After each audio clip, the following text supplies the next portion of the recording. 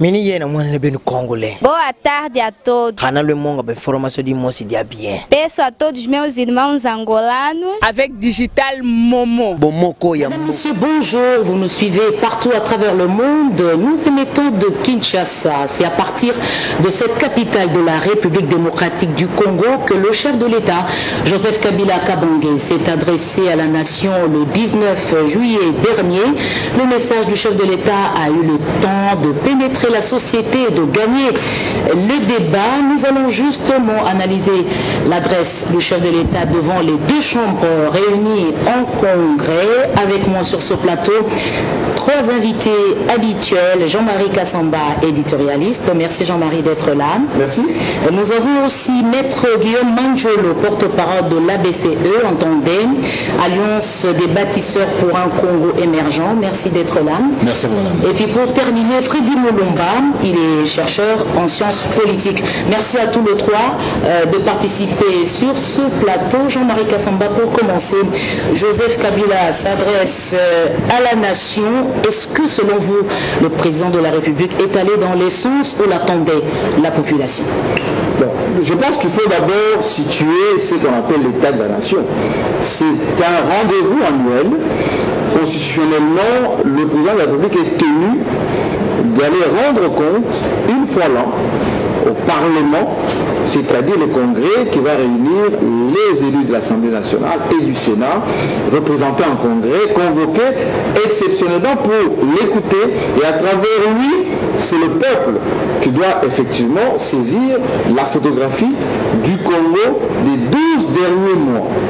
Et donc, ça c'était le 11e rendez-vous du chef de l'État depuis que la Constitution a été changée depuis 2006. Et puis il faut quand même dire que ce qui s'est passé ces jours-là, c'est exceptionnel dans ce sens que le président de la République n'a pas dérogé à la règle. Il pouvait attendre le mois de décembre, par exemple, pour le faire. C'est arrivé un peu plus tôt? Oui, en général, c'est souvent le mois de décembre. Là, c'est un peu plus tôt. Pourquoi? Parce qu'il y a effectivement beaucoup de rendez-vous, notamment le processus électoral, un certain nombre de choses, qu'il fallait situer la marche de notre pays depuis ces 12 derniers mois. Ensuite, ce qui s'est passé, c'est qu'il a aussi rendu compte à l'opinion de ce que c'est le Congo aujourd'hui, depuis qu'il est au pouvoir, depuis quasi 17 ans, pour quand même qu'on sache qu'est-ce qu'il a fait pendant ces 17 ans, et surtout ces dernières années, donc l'année 2017, qu'est-ce qui s'est passé. C'est pour cela que, confondant les circonstances, certaines personnes attendaient, parce qu'effectivement il y a un processus en cours, etc., qu'ils viennent avec beaucoup d'émotions, comme à l'époque du maréchal Mobutu, sentant effectivement parfois les circonstances un peu difficiles. Le chef de l'État, d'une manière assez exceptionnelle, a détendu l'atmosphère avec la oui, phrase... il a fait allusion à la phrase mythique de Mobutu. Oui, mais en communication, on appelle ça la prise en charge de la salle.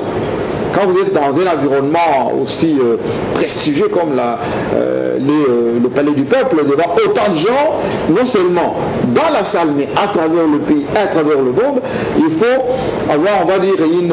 Il voulait décrisper un tout petit peu. Non seulement il a décrispé, mais surtout a montré qu'il était à la hauteur de la charge et qu'il sait de quoi il va parler. Est-ce que ça ne cachait pas une certaine peur quand même dans la voix du chef de l'État? Plutôt on peut dire que les gens qui étaient sous pression, sous tension, pensaient que le chef d'État était sous pression de quelque chose. Non, il est venu répondre à un rendez-vous d'abord annuel, ensuite ce qu'il a dit, c'est ce qu'il a fait. Et donc, lui, il était quasiment dans son rôle. Maintenant, ce qu'il faut dire est que ce rendez-vous a été d'abord subdivisé en deux. D'abord, cette première partie consacrée au bilan, l'état de la nation, 17 ans et 12 derniers mois, domaine par domaine, d'une manière succincte, parce que les statistiques, il y en a tellement que s'il pouvait y rester suffisamment, on allait passer quasiment 24 heures à écouter ce qu'il allait donner comme statistique et ce qui a été fait. Okay, il est resté, il a synthétisé. Et la deuxième partie, c'est la conviction. Ce qu'il est, parce que certaines personnes peut-être ne savent pas ce qu'il est comme homme d'abord, homme politique, d'abord un animal politique, ensuite un nationaliste, un patriote. Là, ce sont les analyses que vous avez faites sur la personne du chef de l'État. C'est ce qu'il a démontré dans son adresse. Quand vous décryptez le deuxième message, la deuxième posture qu'il a affichée, c'est d'abord, voici ce que je suis. Je suis d'abord un Congolais, héritier des héros, Lumumba, Kabila, Kimpanvita, etc. Et moi, ce que je fais, c'est par conviction pour mon pays. Ensuite, il a décomplexé un peu nos compatriotes. De quelle manière? C'est leur dire, soyez sûrs de ce que vous êtes, soyez, aimez votre pays. D'autres personnes ne viendront jamais vouloir du bien de votre pays que vous. Et donc, les dictates, les injonctions, parfois même ceux qui viennent avec d'autres agendas, non seulement c'est compris aujourd'hui par les Congolais, mais c'est également, les Congolais prennent ça avec beaucoup de détermination. Il a condamné ça d'ailleurs en disant que les Congolais ne donnent pas de leçons, ils ne sont pas prêts à les recevoir. Guillaume Manjolo, le chef de l'État à l'entame de son discours, recourt à une citation célèbre de feu président Mobutu, mais en donnant une autre identité, comprenez ma passion pour le Congo. Joseph Kabila avait peur. Joseph Kabila, qu'est-ce qu'il a pris? Merci de pouvoir me poser la question sur ces points précis parce que ça me touche personnellement dans la mesure où si vous allez sur ma page Facebook, vous verrez RDC, ma nation, ma passion. J'y travaille depuis des années et je suis très content que cette disposition particulière en philo-politique ait été introduite par les chefs de l'État dans son discours. Et en réponse à... Vous l'avez inspiré un tout petit peu. Ah, il est possible, vous savez, c'est quelqu'un qui lit beaucoup, il nous lit sûrement, il nous écoute sûrement, il écoute beaucoup, il regarde la télévision, il entend ceux qui parlent, et ceux qui ont la passion pour la RDC, comment ils s'expriment. Oui, allez-y. Et voyez-vous, juste après son adresse, et je vais revenir sur la passion qui est la sienne, qui est la nôtre, après son adresse, me semble-t-il, j'avais été le premier intervenant à la télévision pour commenter au fait cette adresse. Et au terme de mon exercice, j'ai eu énormément d'insultes, comme par hasard, c'est coutume en RDC, parce que la satire porte beaucoup plus que le sérieux. Il s'avère simplement que j'ai vu un certain nombre d'artisans de l'hostilité en train de pouvoir proférer ou présenter les passions dans une option qui n'est pas forcément celle qui était la sienne. Et brièvement, les passions, on peut les catégoriser en trois branches. Il y a les passions contemporaines, il y a les passions tristes et il y a les passions positives. Les passions tristes sont les passions du ressentiment, de la haine, de la jalousie, de la mauvaise foi. Ce sont les passions tristes. Et ça a été dit par Spinoza pendant très longtemps. Il paraît en plus, puisqu'on attaqué en disant qu'il cite les auteurs, il ne faut pas citer les auteurs. Et cette passion-là, c'est cette passion qui gouverne les gens qui veulent la démolition, la déstructuration. Les passions contemporaines, c'est ce qu'on appelle les tout unisono. C'est-à-dire que tout ce qui va mal, c'est ce qu'on va devoir porter comme étant le message absolu. Ce qui va bien, il ne faut pas en parler. Ce qui va mal doit obligatoirement dénaturer ce qui va bien. J'ai eu le malheur de dire qu'effectivement, entre 67 et 97, ou 2006 si on veut, il n'y avait plus de loi fondamentale. La dernière loi fondamentale datait de 1967, qui n'avait jamais été appliquée dès qu'on a mis en place les impairs, le bouddhisme et tout le reste et tout ça. Ça n'a plus été appliqué. La troisième catégorie? Alors, la troisième catégorie, c'est cette passion particulière qui est positive, qui est celle de l'autodétermination et ce côté viscéral attaché à une situation, à ses enfants, à sa terre, et qu'on est prêt à mourir pour ça. D'où les relais avec Lumumba, Kimpanvita, Kimbangu. Les gens qui, sur base de cette passion pour la République, ont été massacrés. Mais en même temps, et là je fais un lien avec les livres L'errance d'Engel, qui nous dit ceci: l'Africain colonisé, qui n'est pas encore décolonisé dans sa tête, en période de conflit de cette nature ici, il attend que les discours soient construits pour s'adresser à l'étranger. Il faut que l'étranger accepte ce discours-là. La sanction du discours positif de l'Africain colonisé est que, est-ce que l'Occident a accepté ce qu'on a dit? Donc il reste encore colonisé, y compris dans la manière de transmission. Le destinataire du discours n'est pas l'Africain. Donc celui qui passe dans une salle pour s'adresser à l'Afrique doit tenir compte qu'effectivement il est suivi par les Européens, il doit satisfaire les envies occidentales. Qu'est-ce que vous voulez dire par là? Parce que le chef de l'État s'est adressé directement à la population, mais aussi à ceux qui le trouvaient, à ceux qui le suivaient. Exactement. L'autodétermination, la dignité, la prise en charge de nos problèmes par nous-mêmes. C'est adressé à la RDC, au Congo de Kinshasa et au Congo profond. Mais ce discours n'est pas accepté parce que dire que nous devons nous engager de manière autonome à organiser nos élections, à les financer, qu'on n'accepte plus le chantage, parce que nous-mêmes, on n'a jamais été maître chanteur. On n'a jamais parlé des autres. On ne s'est jamais mêlé des affaires des autres. En vertu de quoi nous serons la terre de prédilection où les gens viennent se mêler de nos affaires. Basta, fini, ça ne se fera plus. Le président donc tient à stopper les ingérences. Mais ça participe à la dignité d'un peuple, d'une nation. Ça participe à l'identité même de ce peuple-là. Si vous baissez garde, et regardez très bien à travers le monde, tous les dirigeants qui se sont levés en montrant la dignité et la souveraineté ont été respectés. Vous ne pouvez pas me citer un seul dirigeant sur la planète qui a baissé le front, qui a accepté d'être fouetté et qui a été respecté. Alors, pas un seul. Nous reviendrons sur les types des personnes qui ont le même parcours que le chef de l'État. Je m'arrête là juste un mot. Oui, rapidement. Prenez vous-même la position de la petite Corée du Nord face aux États-Unis d'Amérique et la conclusion qui en découle. Et vous verrez la... Mais on sait aujourd'hui les choses ne sont pas très correctes, hein, bien qu'il y ait ce rapprochement. Nous n'allons pas nous éloigner de Kinshasa. Freddy Mulumba, encore une fois, bienvenue. Merci. Alors, quelle analyse faites-vous pour un président de la République dans une année électorale? Il a confirmé lui-même que les élections auront lieu telles que convenu, mais le chef de l'État se permet de, je voudrais dire, décrisper l'atmosphère avant d'entamer son adresse. Qu'est-ce qu'il voulait tuer? Quel message il voulait passer en ce moment-là?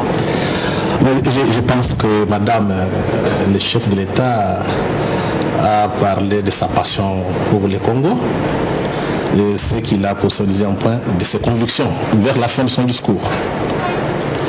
À la fin de son discours, le chef a dit ceci: le Congo vivra à jamais comme un pays, comme une nation libre, comme un État souverain et indépendant. Et moi j'ajoute comme un État puissant. Pourquoi le chef a ses convictions? C'est parce que cette passion, c'est une passion qui vient d'ailleurs. D'ailleurs, ça signifie qu'il y a quand même la part de Lumumba, de M. Kabila, de Kimbangu, qui sont sacrifiés pour ce pays.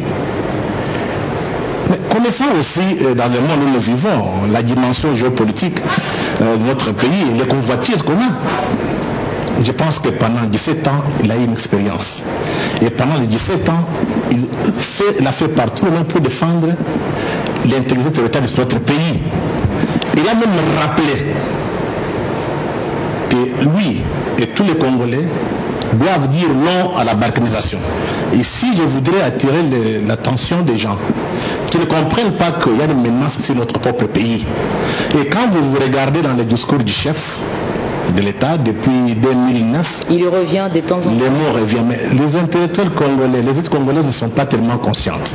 Et pour qu'on évite cette balkanisation et qu'on évite l'ingérence, il faut qu'on soit indépendant et qu'on soit souverain. Et là, il y a deux choses. D'abord, pour être indépendant, il faut être puissant. Et la véritable puissance, c'est l'armée. Il a dit que l'armée est en train d'être comment dirais-je, formée, renforcée, pour que demain, n'importe qui ne vienne pas encore faire une promenade de santé au Congo.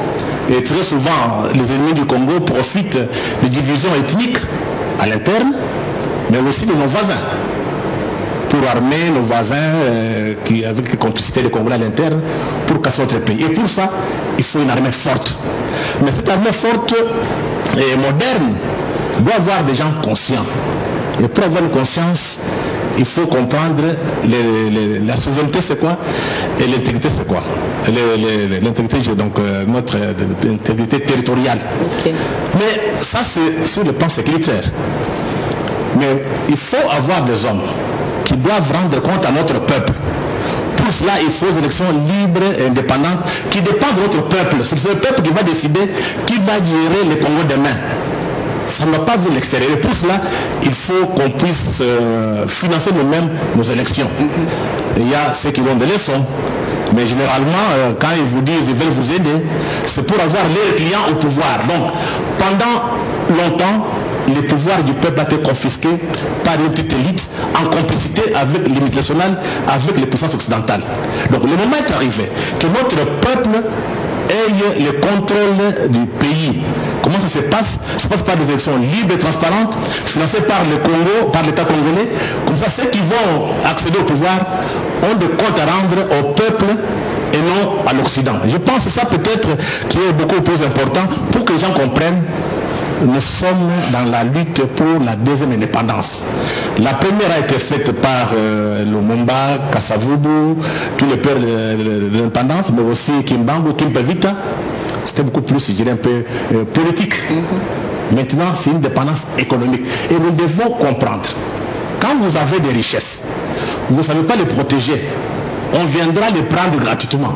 Et pour ça, il faut une armée forte. Je vois des gens qui font du bruit à la télévision, démocratie, bonne gouvernance. On ne respecte pas un pays parce qu'il est démocratique. On respecte un pays parce qu'il est puissant. La Chine n'est pas démocratique, selon l'Occident. La Corée du Nord n'est pas démocratique, selon l'Occident. Mais ils négocient. Donc on négocie avec un homme fort et non avec un faible. Oh oui, mais avant de prendre Jean-Marie, vous avez dit qu'il faut avoir une armée puissante. À quelques jours de l'adresse du chef de l'État, le président de la République a procédé à une nouvelle mise en place dans l'armée. Quel message il donnait? Je pense que ça fait partie des réformes. Il en a parlé. Il faut réformer à tout moment pour que notre armée soit prête. Parce que les gens ne comprennent pas que nous sommes dans un monde très incertain. Le message est très bien perçu. C'était pas l'effet contraire. Non, le problème est qu'il faut qu'on explique. Sans armée, il n'y a ni démocratie, ni institution, ni indépendance. Donc, ce qui est beaucoup plus important, je peux parler de la colonne vertébrale d'un pays, d'un État, c'est l'armée. Vous pouvez faire des élections aujourd'hui ici, vous criez démocratie, on a élu. Si demain il y a un bandit qui prend les armes, qui vient à Kinshasa sans protéger, donc s'il ne trouve pas des gens qui peuvent dire non, il prend le pouvoir. Donc l'armée est là pour défendre et la démocratie, et les institutions, et les territoires. Donc on reconnaît un peuple par sa puissance. La Russie, l'Amérique, la Chine sont restés parce qu'ils sont puissants. Donc il faut que les Africains ne soient plus encore naïfs. C'est pour ça que le chef a rappelé, nous avons 9 voisins. Oui. Il n'a pas fait au hasard. Et la plupart des voisins nous attaquent. Maintenant, je pense qu'ils ont compris. On n'est pas prêt à accepter encore une promenade de santé en RDC. Et Jean-Marie Kassamba, le chef de l'État, vous l'avez mentionné, a fait le bilan de toutes ces années à la tête du pays. Joseph Kabila, pour certains observateurs, a parlé de tout sauf de lui, sauf de son avenir politique. Oui, je pense que ce sont des institutions aujourd'hui fortes qui existent dans notre pays, y compris la présidence de la République. Ces institutions sont gérées par des textes de la Constitution. Et seules les institutions qui sont appelées à dire le droit en matière de la Cour constitutionnelle, en matière de notre Constitution, sont habilités à le faire. La difficulté dans certains pays, pour ne pas dire dans beaucoup de pays d'Afrique, c'est que tout le monde devient spécialiste de tout, y compris des droits. J'ai un éminent juriste sur ce plateau. Lorsqu'on parle de la matière constitution par exemple, eh bien, les gens s'évertuent à évoquer des articles, etc. sans comprendre. Et heureusement qu'on est arrivé aujourd'hui à mettre en place une cour constitutionnelle avec des éminents juristes. Et c'est eux seuls, qui sont appelés à s'exprimer là-dessus. C'est ce que j'aimerais attirer comme attention sur un certain point de ce qui a été relevé tout à l'heure. Les ennemis de la RDC ont leur schéma, qui n'a rien à voir avec ce que les gens disent ici. Frédéric le malade de tout à l'heure. En quoi la RDC est intéressante? Mais elle est intéressante parce que d'abord, elle est immense. Cette partie du continent, ce pays, continent, 2 345 000 km². Ensuite, cette RDC est riche. eh bien, tous les 9 voisins, d'abord immédiatement, sont intéressés par ces richesses du Congo. Oui, mais cette situation date il y a plusieurs années. Oui, mais ça évolue avec l'histoire et depuis toujours, ça a été considéré comme étant un marché commun, un bien sans maître. On vient, on prise, on part et parfois en complicité avec nos compatriotes. Mais il faut à un moment donné que les dirigeants de ce pays se préoccupent un peu de ça parce que ceux qui viennent se servir, c'est au détriment toujours du peuple. Et donc, quand ils parlent de la deuxième indépendance, la première est politique, mais aujourd'hui économique, parce que le monde est d'abord économique aujourd'hui. Et donc, le chemin des ennemis du Congo, c'est comment faire pour mettre la main basse sur ces richesses, même s'il faut tourner en bourrique les Congolais eux-mêmes. Et ça a toujours fonctionné comme ça. Et comment on procède-t-on? Eh bien, comme on ne peut pas faire les coups d'État comme avant, avec des militaires qu'on arrive, des Kalachnikov, rappelez-vous, Bangui, tout ce qui est parfois les Occidentaux faisaient avec des potentats au niveau africain, il faut le faire par les élections. Moi j'ai reçu d'ailleurs dans une de mes émissions l'ancien président de la CENI qui dit, on lui a dit, comme on a fait en Côte d'Ivoire, on veut aussi faire la même chose au Congo avec les élections. Ça veut dire quoi? Ben, c'est-à-dire qu'on va changer les dirigeants du Congo par rapport aux élections. Laurent Gbagbo, qui ne faisait plus ce que la France dictait en Côte d'Ivoire, a été évincé. Tout le monde sait qu'aujourd'hui, j'ai écouté l'actuel président du Parlement, Guillaume Soro, dire qu'il va demander pardon à Laurent Gbagbo parce qu'il a joué le jeu de l'Occident, de l'ONU, M. Chaud, qui était là, pour évincer Gbagbo, qu'on a bombardé d'ailleurs en plein palais présidentiel, alors qu'on savait que dans le Nord, il y a eu des bourrages, etc. Parce que, à l'époque, Chirac et Sarkozy après voulaient absolument que la Côte d'Ivoire soit sous contrôle de la France. Et donc, les élections, c'est le moment opportun. C'est pour ça cet intérêt que vous voyez vers les élections et pour les élections. Parce que, je vais chuter comme vous.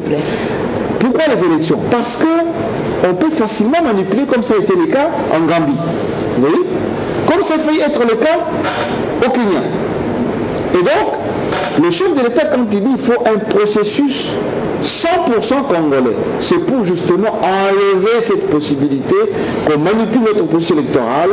Et l'intérêt qu'on a pour notre pays, c'est parce que c'est une occasion, l'occasion ultime, que la MONUSCO par exemple, soit plein dedans dans le processus électoral, puisse certifier les résultats comme c'est en Côte d'Ivoire, puisse jouer un rôle très important comme ça a été le cas en Gambie, etc.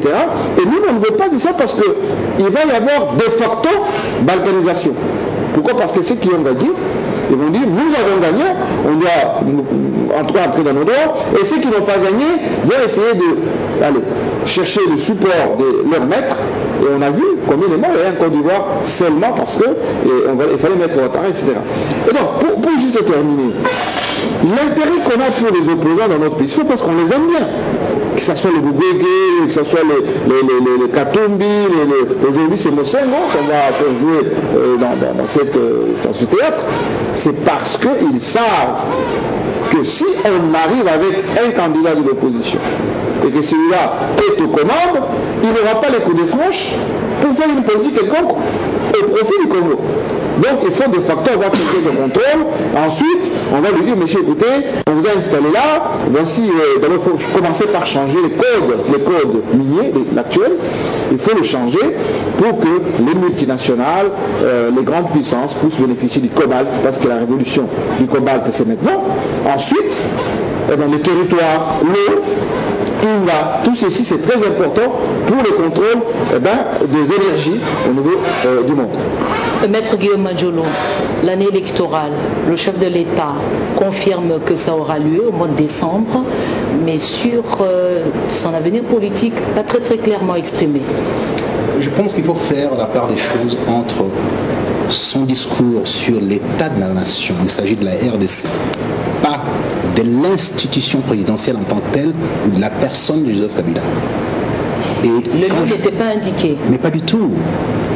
Un chef de l'État ne va pas faire un discours sur l'état de la nation ou aux États-Unis sur l'état de l'Union en parlant de lui. C'est indécent. C'est indécent, ça ne se fait pas. Protocolairement, ça ne se fait pas. Ceux qui ont un peu dirigé, qui ont été un peu dans les circuits de décision du monde et dans la pratique, vous diront que ça ne se fait pas. il y a un endroit particulier, un moment particulier où il peut tenir ce type de discours. Mais en même temps, en traçant les grandes lignes, en mettant en perspective l'avenir de la RDC, cet avenir radieux qu'il espère pour la RDC, que nous espérons tous pour la RDC, il a souligné d'où il vient, avec ses camarades, par où sont-ils passés, notamment par la Révolution, et qu'on ne peut pas, au terme de cette révolution, les acquis de cette révolution aujourd'hui, les dénaturer. Mais ces passages-là n'intéressent personne. Personne n'écoute ces passages-là, qui est un passage, pour moi, qui était un passage clé. Et pourquoi il n'est pas écouté par d'autres? Selon vous aussi, il est clé. Mais parce que, en fait, ce que je viens de vous dire tout à l'heure, c'est que la compréhension du discours du Congolais en général doit être en conformité avec les dispositions du colon. C'est-à-dire, je parle pour que l'Occident m'écoute et m'entende selon ses aspirations et ses attentes. Il s'agit de ça. Or, lorsque Joseph Kabila vous dit « nous avons fait la révolution », et puis, il y a un stop, un moment où il s'arrête, une pause. Cette pause qui aurait même suscité une larme à ses yeux pour dire « nous avons perdu les camarades ». Personne n'en parle. J'ai vu tous vos collègues, commentateurs et tout ça, et autres journalistes, personne ne parle de ces passages-là. C'est-à-dire que la philo politique dans ce pays... Comme les analystes politiques, hein, tout à fait. Il n'y a pas que vous, votre camp, votre corporation, mais aussi au niveau des politiques, je n'ai pas entendu épingler ces passages cruciaux dans le discours du chef, qui sous-tendait qu'effectivement, lorsqu'on a accompli une mission aussi importante, aux dépens des vies des camarades qui sont tombés, il l'a dit, on ne peut pas dénaturer cette révolution-là ou les acquis de la révolution. Qui l'a entendu? Quasiment personne. Alors c'était les points d'ancrage. La centralité du discours, pour moi, à mon sens, était là.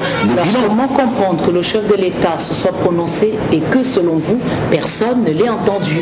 Il y a quelque chose qui ne marche pas. Mais les dispositions mentales qui sont celles de la RDC actuelle, qui est dans l'hostilité, dans la négativité, mais des dans le dispositions qui ressentiment... doivent être connues par des spécialistes, connues par ceux qui sont dans l'entourage du chef de l'État. Mais bien entendu, mais le problème c'est parce que lorsque, au départ de ces dispositions-là, on dit voilà, on vous offre une lecture différente des choses, notamment vous dire qu'effectivement il y a eu une révolution et que les acquis de la révolution ne peuvent pas être négociés ou dénaturés. La réponse est là. Mais simplement les gens sont formatés à penser mal, à penser passion triste. Pourquoi sont-ils assez critiques vis-à-vis de ce discours quand même riche que vous venez d'écouter? Tout à fait, c'est ça en fait l'analyse du discours, parce que la plupart des gens peut-être n'ont pas eu assez de recul pour pouvoir réfléchir sur ce discours-là. Et nous avons peut-être l'avantage ou le malheur, c'est ça non, de chaque fois devant un texte, de les décortiquer, de les déconstruire et de les réévaluer et par la suite de les présenter. Alors, cette chance-là nous permet de pouvoir capter l'essentiel des propos et les mettre en perspective. C'est ce que j'ai tenté de faire. Mais malheureusement, on n'écoute pas. Parce qu'on est animé, et j'ai dit encore une fois de plus, par cette hostilité permanente de pouvoir dénaturer tout. Lorsque j'ai dit par exemple, et il l'a dit, il l'a répété peut-être avec ses mots, nous avions un même État jusqu'en 2006 quasiment. Il y avait un même État. C'est-à-dire qu'un État fonctionne avec des règles. Jean-Marie l'a rappelé tout à l'heure en disant les constitutionnalistes, mais la constitution congolaise qui régentait nos activités, elle était où? Elle n'a plus existé à partir de 70 à 2006. Il n'y avait pas de constitution. C'est ce qu'il dit pour un Congo dont on ne parlait plus qu'au passé et revient. Exactement, madame. Quel est ce pays qui fonctionne sans règles et qu'on appelle pays? Il n'y en a pas. Nous étions parmi les rares pays de la planète à ne pas avoir un texte qui régentait nos activités, qui réglementait. Nous avons la volonté du guide qui décidait et on prenait position. Mais sur base de quel texte? D'un sentiment, d'un caprice. Il avait mal au ventre et décidait qu'effectivement on allait faire ceci, on allait découper là-bas. Il se sentait bien, enivré et tout ça, il donnait des postes aux uns aux autres. Mais sans soubassement juridique. De la même façon, et moi j'ai critiqué, j'écris dans mon texte de ma nation, que votre fameuse conférence souveraine, elle avait quoi comme soubassement? C'était quoi le soubassement? C'était de l'histoire. C'est de l'histoire, il ne faut pas faire table rase. Non, je ne fais pas table rase. Regardez très bien toutes les concessions qu'on a pu faire après Sun City.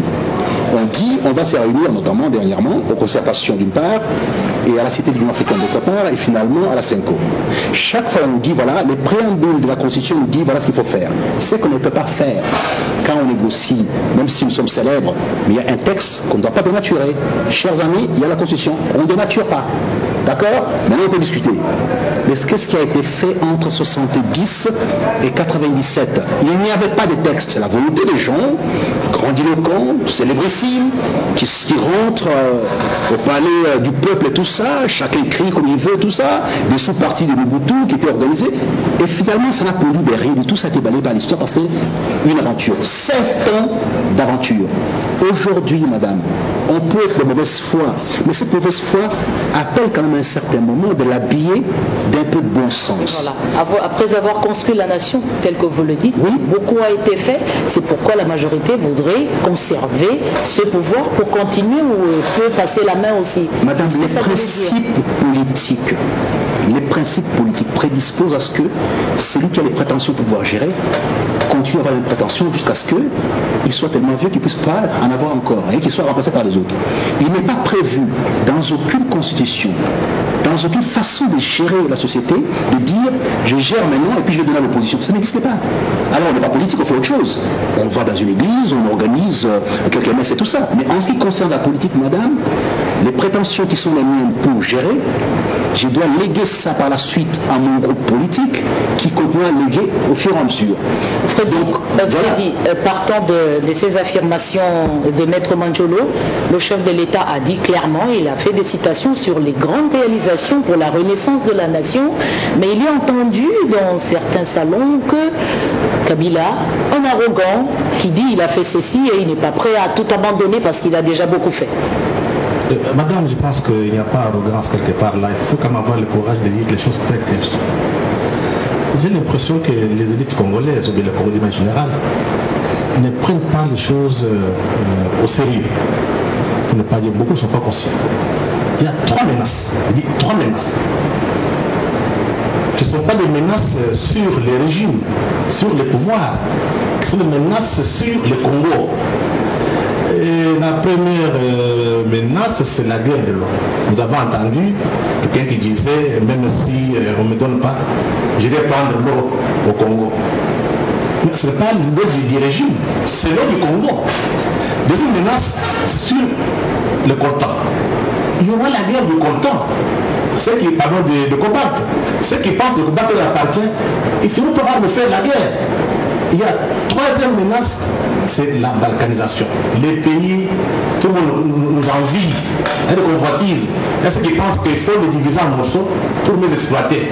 Et on ignore totalement les Congolais. Mais face à toutes ces 3 menaces, faut-il abandonner le chef de l'État, dénoncer? Est-ce que les choses sont structurées pour qu'une fois la nation se prépare à faire face à toutes ces menaces? Face à cette menace, c'est qu'on peut appeler la Sainte Alliance de tous les Congolais. On ne peut pas gagner, on ne peut pas faire face à ces menaces si on est divisé. D'où l'importance d'avoir un front commun à l'intérieur qui dépasse les individus. D'où l'importance d'avoir une armée, pas sans armée, on ne peut pas tenir. Des piliers importants. Un front commun à l'intérieur et une armée. Et être convaincu que nous devons nous battre pour gagner. Parce que nous nous battons pour notre indépendance, pour notre liberté. Les autres se battent pour venir nous piller et nous faire esclaves. Donc entre la liberté et l'esclavage, on n'a pas d'autre choix. Donc c'est dire à notre peuple, dire aux élites congolaises, nous sommes dans un tournant historique. Ou bien nous nous battons, on est libre, ou bien on croise les bras, on est esclave. Il faut rappeler l'histoire. L'esclavage, la tête négrière, la colonisation, c'est arrivé comment? Pourquoi on n'a pas tiré les leçons du passé? C'est le fond du problème. Sommes-nous conscients que ce qui est arrivé dans le passé peut encore revenir? Voilà l'importance des élites. Quand je dis élites intellectuelles et politiques, les intellectuels doivent penser très librement pour orienter les politiques et le peuple. Les politiques doivent faire un effort pour s'inspirer de ce que les penseurs, les intellectuels pensent, produisent comme pensée, pour mettre en pratique et libérer notre peuple. Libérer le Congo, libérer l'Afrique, libérer les Noirs, maman. Madame, vous voyez dans le monde entier ici, comme on est noir là, on ne respecte pas. Donc ce sont des choses vraies. Il ne faudrait plus porter des gants. C'est dire la vérité en face. C'est la vérité qui peut nous sauver. D'ailleurs, il y a un adage en religion là, dans la Bible qui dit vous connaîtrez la vérité vous affranchira. Donc il faut aller dans la Bible pour se tirer quelque chose que Dieu nous a donné. Jean-Marie, le chef de l'État s'est adressé pour revenir sur sa personne. Ses sources d'inspiration, y a-t-il des hommes dans l'histoire de ce pays ou de l'Afrique qui se sont comportés de cette manière et comment ça s'est terminé? Moi, je pense que dans l'histoire des hommes, il y a toujours des références. L'homme se libère pas par rébellion, mais c'est par conviction et par détermination. Vous prenez quelques figures importantes de l'histoire. Mao, aujourd'hui on voit la Chine, mais Mao a résisté contre l'Occident. Quand on a parlé de la révolution culturelle, avec le livre de Mao, tout ceci c'était par rapport à une certaine fragilité qu'avait la Chine. Et la Chine s'est recouvrée sur elle-même à un moment donné pour essayer de regarder les forces formées. Les Chinois sont partis à travers le monde, regarder ce qu'il y a de plus important, plus développé et ramener en Chine, mais en refusant. Jusqu'aujourd'hui, la Chine a son propre moteur de recherche, ses propres satellites. La Chine ne prend que l'argent et la technologie des autres pour avancer. Et la Chine est respectée, y compris avec sa bombe nucléaire. Général de Gaulle, Charles de Gaulle, à la fin de la Deuxième Guerre mondiale, en revenant en France, parce qu'il était à Londres, il était en exil, eh ben, il a d'abord dit on doit rassembler les résistants. C'est comme ça qu'on les appelle d'ailleurs, les Jean Moulin et les autres, ce sont les résistants. Contre les Allemands, mais contre qui? Contre les États-Unis. Le plan Marshall, par exemple, qui a été proposé à l'Union européenne et la France en filigrane, De Gaulle n'était pas tout à fait d'accord. Le rôle que l'ONU devait jouer en France, eh bien, De Gaulle a toujours refusé. Pourquoi? Parce qu'il appelait d'ailleurs l'ONU le machin, parce qu'il dit, là-bas on ne décide pas et tout le monde vient, et il y a des gens qui... Non, il faut d'abord compter ses propres forces. Mandela aujourd'hui, était un symbole, mais il a résisté contre qui? Contre la domination blanche, d'abord. Il a résisté.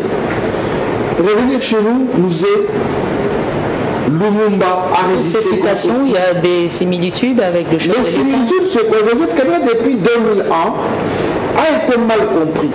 Jeune président, on a pensé qu'on pouvait le manipuler, lui dire ce qu'il doit faire, etc.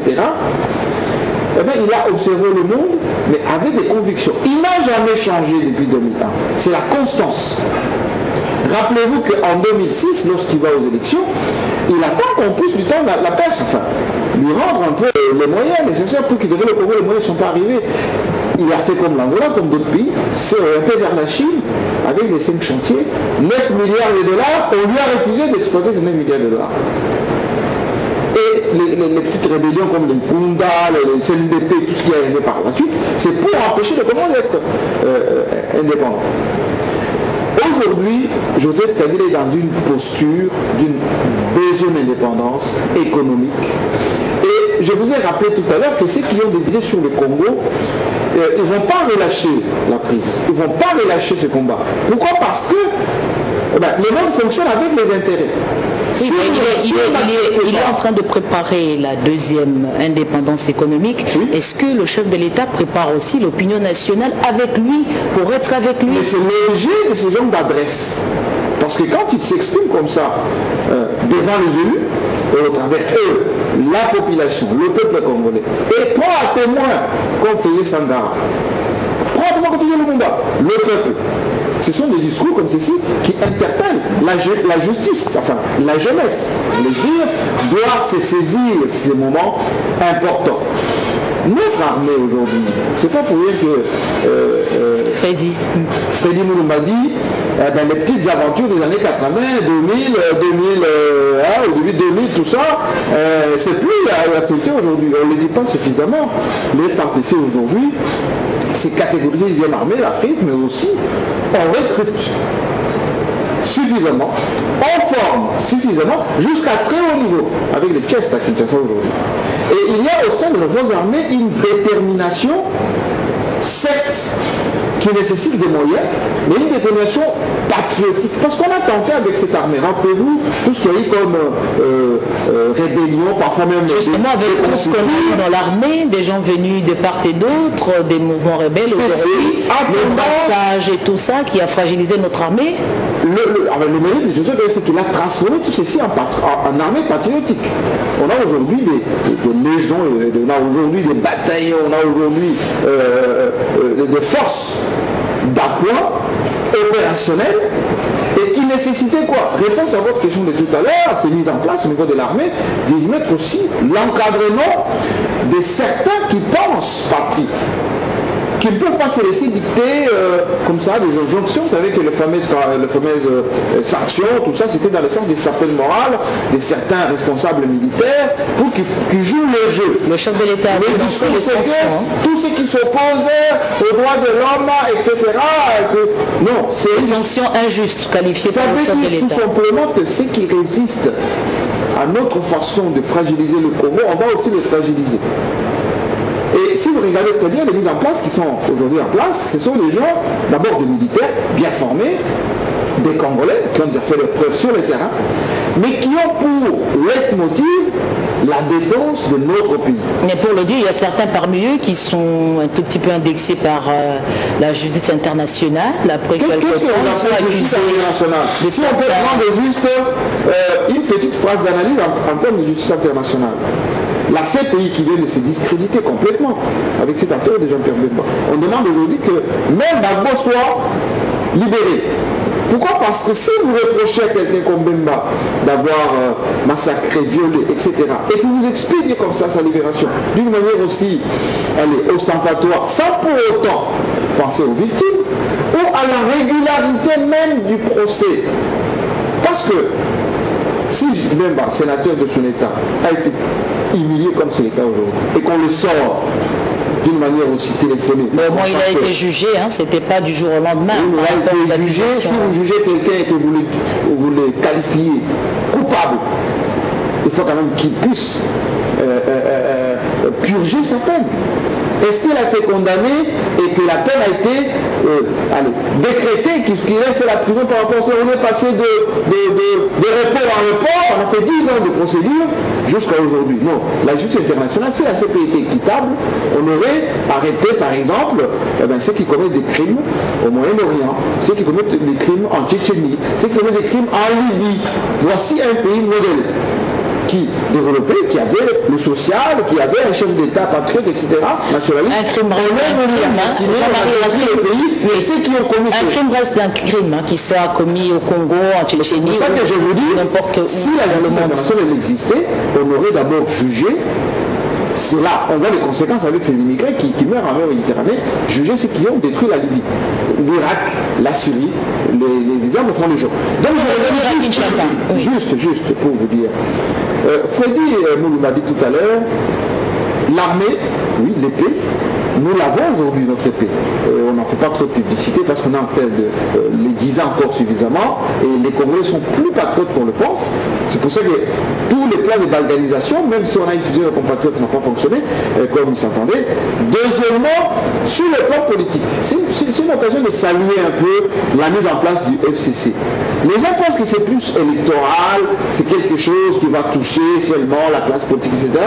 Sans entrer dans le détail, c'est une prise de conscience, pour une fois, des Congolais, qu'on peut se mettre ensemble pour lutter d'abord contre, c'est un front, contre la balkanisation, contre l'exploitation de matières premières, pour pouvoir faire la promotion finalement de ces codes miniers qui nous est cher et qu'on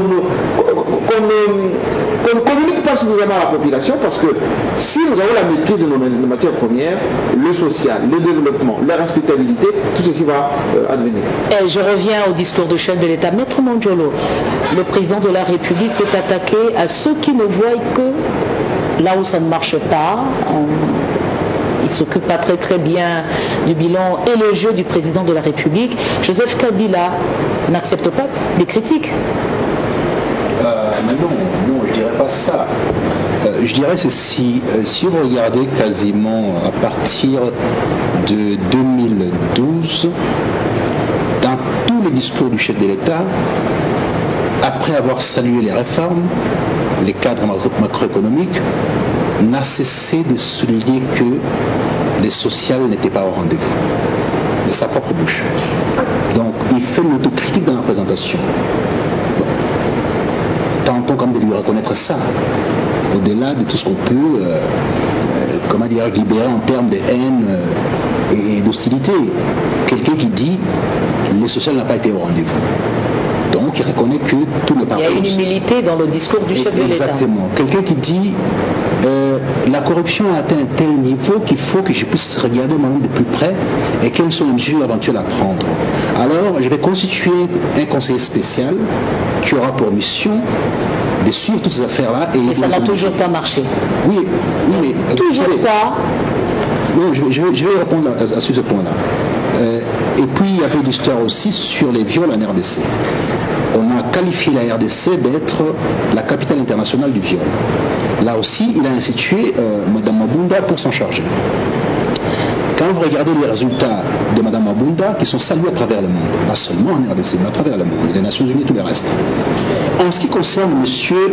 Louzolo, qui est conseiller spécial contre la corruption et le blanchiment, il a mis en place un mécanisme, mais simplement, nous sommes en matière judiciaire ou juridique, plutôt judiciaire, où il est recommandé que lorsqu'on a épinglé des situations particulières, on doit transmettre à la justice pour faire son office.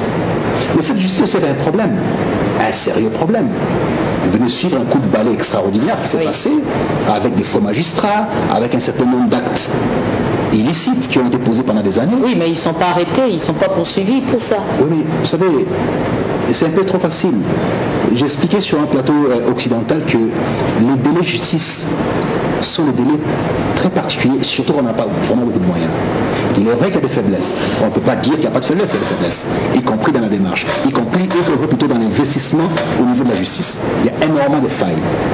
Mais qui ont duré et continuent à ternir justement l'image de la justice. Tout à fait, ce sont des failles qui ont été reconnues en tant que telles parce que le chef dit lui-même qu'il y a un problème et que dorénavant, si vous voulez faire du commerce, faites ça ailleurs, pas dans la justice. Il a toujours parlé des affairistes, mais apparemment ils sont toujours pas là. Ils sont toujours là, bien sûr. J'ai répondu à cette question-là par rapport au fait au manque de moyens, à la lenteur de la justice elle-même en tant qu'institution partout dans le monde.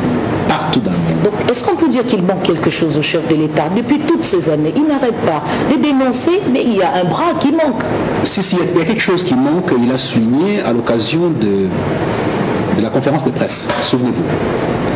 Il a souligné qu'effectivement, il avait fondé ses espoirs sur la promotion de ce qu'il était en train de faire, mais il y manque un pilier majeur. C'est l'homme congolais qui n'a pas pu être transformé. Alors que la ressource première, c'est l'homme qui, normalement, doit prendre en charge ça. Si vous avez l'absence de la conscience nationale, vous avez l'absence de la compréhension de l'identité nationale, on vient de dire ici, les mains coupées, la colonisation et tout le reste, vous n'avez rien compris. Si vous lisez bien l'histoire, c'est pour ça, là où je ne suis pas d'accord avec Freddy, lorsque il estampille les gens d'intellectuels d'élite, non, ce n'est ni. Ce ne sont ni les intellectuels, ni l'élite. Parce que l'intellectuel, c'est lui qui réfléchit posément, qui n'est pas dans la criminie, qui est dans les solutions. Regardez simplement la manière dont M. Eli Kiambukola a été attaqué. La violence qui s'est déferlée sur lui. Un intellectuel ne peut pas agir de cette façon-là. Un intellectuel, lorsqu'il y a un doute initial contre quelqu'un, il se dégage. Il protège, il essaie de comprendre. L'intellectuel, c'est lui qui prend la distance pour évaluer les choses en aval. Ce qui était posé en amont, en aval, mais pourquoi c'était posé? Quels sont les faits déclencheurs pour qu'on arrive à ça? C'est ça l'intellectuel. L'élite, c'est lui qui se distingue, par sa dignité, la dignité de son pays et tout le reste. Et si vous pensez sincèrement que cette terminologie ici est applicable à ces gens-là, il me semble que non. C'est ça le grand souci. Je ne peux pas avoir pour vocation, moi, de me lever au matin, de m'attaquer à un Congolais, au motif qu'il n'est pas d'accord avec moi, et lui méconnaître toutes les connaissances qu'il a comme Eli Kiambukola, parce qu'il a fait un choix, posé un acte différent. Or, en ce qui concerne l'acte salutaire d'Eli Kiambukola, ça doit nous amener à une pensée simple. Ce pays n'a fonctionné utilement que lorsque tous les fils du pays ont été d'accord. chaque fois qu'on a été dans l'opposition les uns contre les autres, ça n'a jamais donné des résultats positifs. Jamais. Que ce soit à l'indépendance, lorsque les Konakat, qui étaient contre ceux qui étaient autour de l'MLC de Lumumba, tous sont partis à Bruxelles. J'ai eu une opportunité extraordinaire parce que mon père y faisait partie. Il était membre de la délégation des 44 délégués qui sont partis à la table ronde. Il me raconte à posteriori que, arrivé sur place, nous avons décidé qu'on ne pouvait pas négocier en l'absence de Lumumba. Acte premier de l'indépendance. Quand Lumumba est arrivé, on a obtenu ce qu'on voulait, même si l'aspect économique n'a pas été pris en charge, l'aspect politique a été obtenu. La cohésion. De la même façon, les guéguerres de la transition conférence souveraine n'ont pas été opérationnelles parce qu'il n'y avait pas une unité. Mais l'unité formalisée par Joseph Kabila à Sun City a donné un nouvel État, la Troisième République. Officiel, on est là-dedans. Vous parlez, je parle, tout le monde peut parler, insulter, ceux qui sont habitués parce qu'il y a des gens dont c'est le métier. De la même façon, on arrive à la cité de l'Union africaine, les gens discutent. C'est pas parfait, mais ça donne quand même quelque chose en termes d'union, y compris à la Senko. Donc voyez-vous, quand vous lisez l'histoire avec ces lunettes-là, vous vous dites, mais ce pays particulièrement ne peut être opérationnel, en mouvement, que si les fils du pays de tous bords se mettent ensemble. Chaque fois qu'ils sont séparés, c'est la déflagration. C'est la porte ouverte à la prédation quasi constante. Alors, maintenant, Joseph Kabila propose les FCC. Il dit voilà, les FCC c'est les... Le FCC, nous allons en parler plus tard, parce qu'il y a beaucoup de choses à dire. Tout à fait. Donc, je vous laisserai poser la question sur ce point-là. Oui. Mais simplement, juste des mots, c'est les remparts contre la prédation. Qui peut aujourd'hui dire je suis contre les remparts, contre la prédation? Sauf celui qui a acheté par l'étranger et qui l'a financé pour dire moi je t'ai payé pour que tu fasses un office. Là c'est votre point de vue, hein? Non, c'est pas mon point de vue, c'est scientifique. Parce que, souvenez-vous, dites-moi, quel est cet étranger qui est rentré en RDC seul sans passer par un Congolais? Ça n'existe pas. Tous les étrangers qui ont mis pied en RDC pour piller ou faire quelque chose en RDC, c'était avec les Congolais. Lorsque certains Belges déclaraient patron de la République dans la partie est du pays, c'était avec les Congolais. Lorsqu'on a découpé les Katanga pour en faire un État, c'était avec les Congolais. C'est d'ailleurs, on se souvient, il y a le chef de l'État de l'époque, de Mobutu, qui a expliqué qu'à peine les Katanga se déclaraient, la Belgique envoyait un ambassadeur. Donc c'est avec les Congolais. Donc il n'y a jamais eu en RDC une affaire contre la RDC qui a été faite sans les Congolais. Donc les FCC répondent à cette préoccupation. J'attends vos questions. Nous y reviendrons très largement pour discuter de la mise en place de cette plateforme. Freddy, pour terminer avec vous, le chef de l'État l'a toujours dit, l'homme congolais, il n'a pas réussi à le façonner. C'est un échec personnel, un échec à partager avec la classe politique. Quel est votre commentaire? Oui, je dirais que nous sommes une société en crise. Nos élites sont aliénées. C'est ça la réponse qu'on peut donner. C'est des accusations quand même graves. Hein? Oui, il faut dire des choses comme ça pour que les gens comprennent. Quand tu es dans la flatterie... Non, maintenant vous n'avez pas le monopole du bon sens. Hein? Mon point de vue, les élites congolaises sont aliénées. Pas toutes, mais certaines. Merci de nuancer. Je reviens au niveau de l'économie. Je pense que le chef de l'État a parlé des résultats macroéconomiques. Il y a un élément peut-être qui est passé inaperçu.